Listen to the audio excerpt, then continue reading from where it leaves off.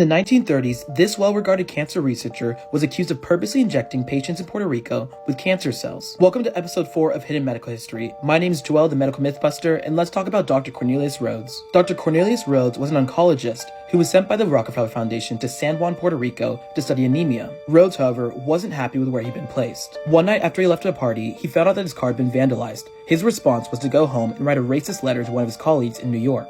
In the letter, Rhoads wrote that they, Puerto Ricans, are beyond a doubt the dirtiest, laziest, most degenerate and thievish race of man ever inhabiting this sphere. He then wrote, I have done my best to further the process of extermination by killing off 8 and transplanting cancer into several more. The next morning, a colleague of his found the letters and went public with them, leading to a scandal. But here's the crazy thing, Rhoads just left Puerto Rico to New York.